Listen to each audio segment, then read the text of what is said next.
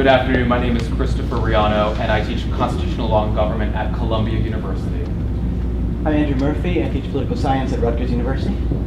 Nancy Patterson from Bowling Green State University in Ohio. I'm an education professor. I'm Sachinda Edder-Asuria. I'm Micah Costco. I'm Sophia Chrysler. I'm Daniel Hisfar. I'm Harrison Bradley, and I'd like to introduce our First Lady of CompGov, Mrs. Rund. I like that. So we're here on Unit 1. What are the philosophical and historical foundations of the American political system? We'll be discussing question number 3. In John Locke's second treatise of government, he asks this question: if man in the state of nature be so free, as has been said, if he be absolute lord of his own person and possessions, equal to the greatest and subject to nobody, why will he part with his freedom? How did Locke answer this question? Do you agree or disagree with Locke's answers? Why or why not? Explain why both John Locke and Thomas Jefferson claimed that there was a natural law in the state of nature. Do you agree or disagree with their position? Explain your position. What did Locke mean by a social contract? Why did he think it necessary? And what obligations does it place on the individual? You may begin. In the 2,000-year-old Platonic dialogue Credo, Socrates explains that because the law of Athens allowed him to exist, he must suffer death for violating the law. What complaint justifies you in attempting to destroy us and the state? Did we not bring you into existence? Since you were brought into the world and nurtured and educated by us, can you deny that you are our child and slave, as your fathers were before you? In the same dialogue, Plato reflects on a foundational idea. Man implicitly agrees to a government's rules to remain in a society. This concept, which became known as the social contract, was later expanded upon in Thomas Hobbes' Leviathan in 1651, which stated that in order to secure their rights, people must submit themselves to a powerful authority. 38 years later, however, John Locke negated Hobbes' views. While Hobbes believed that humans were inherently evil and needed to be controlled, Locke instead believed that humans weren't inherently good or bad, rather that their experiences defined their morals. Thus, government was meant to ideally protect the people's rights, and realistically, to do the people's bidding. When man enters into a society, he is expected to surrender certain individual rights in return for social benefits, thereby adhering to the social contract.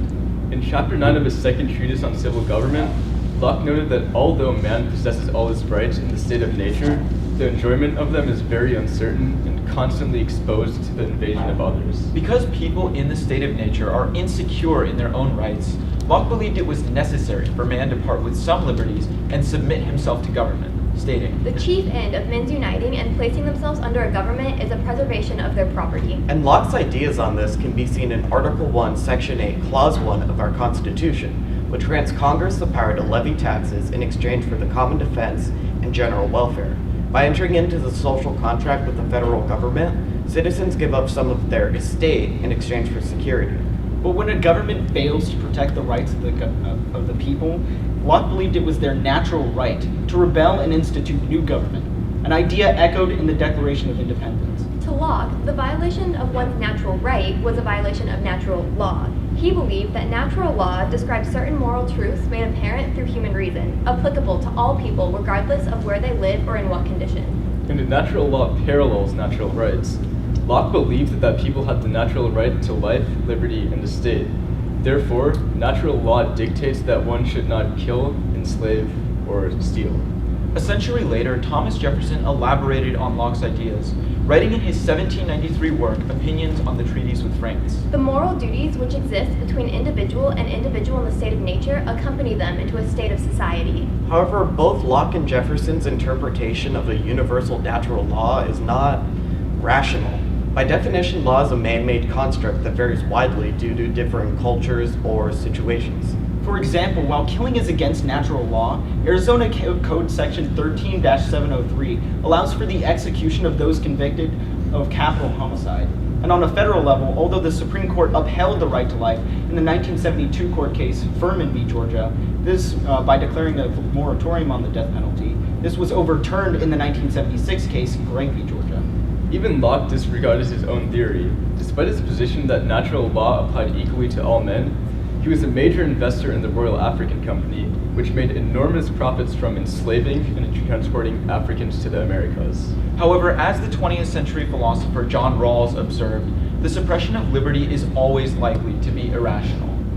Even though both Locke and Jefferson were arguably hypocritical in their views of life and liberty, their theories of natural equality ironically paved the way for social and political progress. Oh, that was excellent. Thank you so much. I want to ask a question. We as the people, right, don't do so well with our responsibilities under the social contract, do we? We don't vote. We don't like to serve on juries. Everybody tries to get out of it. How does that work? Well, I think we should take a page out of Cicero's book, and Cicero, the great Roman orator during the period of the late Roman Republic, and in his On Duties, book 1, he said, "Non nobis solum nati sumus," meaning we are not born for ourselves alone. We need to, as citizens, look out for the common good, look out for the general welfare, and instead of focusing in this, especially in this modern day and age, all of the attention on ourselves, we need to focus more on protecting our communities and participating in a civic way doing that. I would argue that it doesn't work. As we can tell in today's day and age with the 2016 election, where under 50% of our population actually voted, and now our government does not accurately represent the beliefs of the people. And this is especially apparent in the millennials, where millennials make up 31% of the electorate, which only 46% of millennials voted. And so social progress seems to be halted because of that. So you think the social contract is broken? Arguably, yes. What about youth activism of late? There's no hope for this notion of the public good, and maybe we're grounding our Constitution in the wrong philosophy. Well, as the philosopher Hannah Arendt said, the most radical revolutionary will become a conservative the day after the revolution. And right after the American Revolution, basically, the framers decided that they wanted to continue to remain in power as aristocrats and not necessarily serve the views of the farmers at the time. And because of that, Shays' Rebellion happened, and under the Constitution, we decided to give a little bit more power to the uneducated whites while still remaining power with things like Article 2, Section 1, Clause 2, or the Electoral College, which still made sure there's an educated vote that would vote for some white, rich male. I thought the thing that was supposed to make this whole thing work, this social contract, was this idea of consent of the governed, right? Did any of you consent to this government? Well, the framers. I don't remember consenting. Maybe you did. Well, the framers' belief was that they knew that future generations of Americans would not personally have consented to living under the Constitution. However, when the Constitution was ratified in Article 7 of the Constitution stipulates that only 9 of the 13 states had to ratify the Constitution. They believed that the American people as a whole, as a concept, ratified the Constitution, and that the Constitution was theirs for all future generations to have. The government doesn't rule us as a concept, though. The government rules us with force.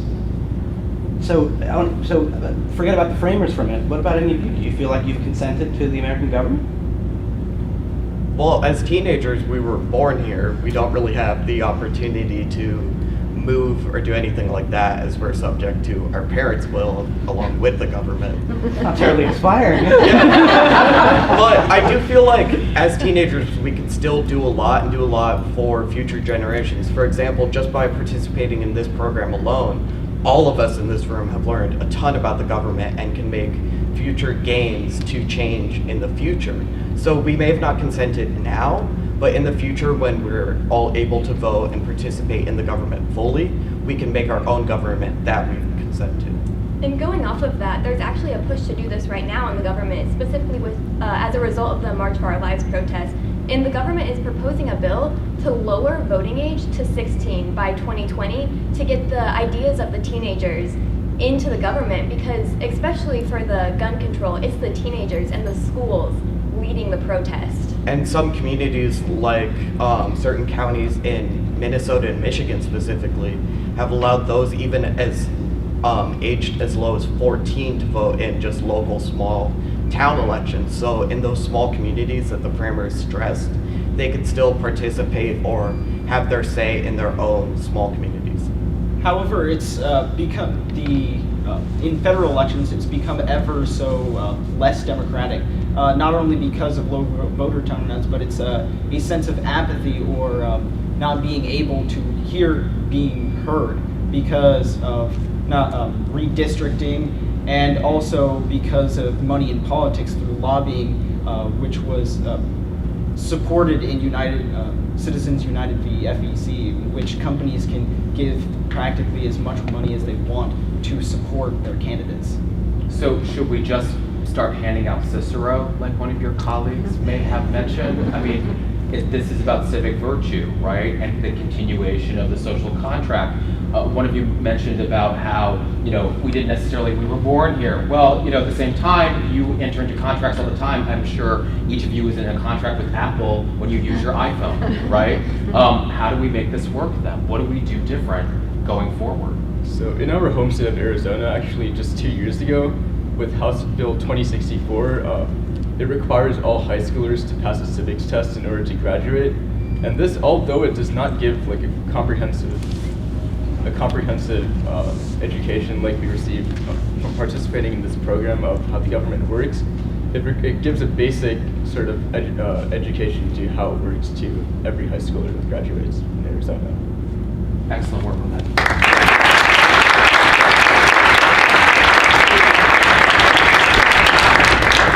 Okay, you can all breathe. Like, I'm always worried that someone's gonna pass out over here. We're actually very nice. We just have to pretend not to be nice for a little bit. So just very few brief comments. That was really, really good. That was very, very well done. I'm sure that none of you wanted Unit 1, Question 3. I don't even know if we wanted it when we looked at it when we started this morning. That was incredible. And what I really liked is how each of you weaved concepts that come from the question into your own experiences, and then were able to engage in a dialogue with us about not just how things used to be, but how things look in the future. As soon as I mentioned, it was great, as soon as I mentioned, well, all of you actually enter into contracts, you all said, oh, yeah, we do. This is really hard, right? You answered those questions so well. You play off of each other very, very nicely. You're obviously both a very cohesive unit, as well as a unit that brings a lot of perspectives to the table. You should be incredibly proud of yourself. I love how you call your teacher the First Lady. My students call me their constitutional spirit animal, so I totally get it. You should be incredibly proud of yourselves. You should be very proud to represent Arizona as one of the wild cards. I have to say, I'm incredibly impressed after seeing over 20 teams in the last 2 days. All right. Thank you. I don't know what my students call me. I have some ideas on what they do. But again, let me just sort of reiterate what you've heard.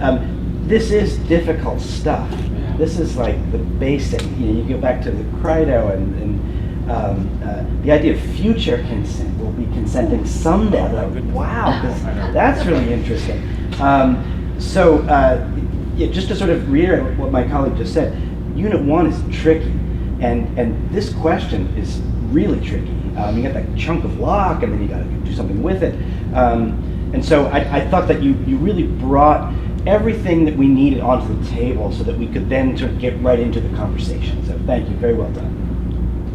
Agreed. So I'm so hopeful after all of this, because I see that you have been critical of the rule of law and you've been critical of the contract, yet you're still in, right? You still have faith in the rule of law and the philosophical roots of our society.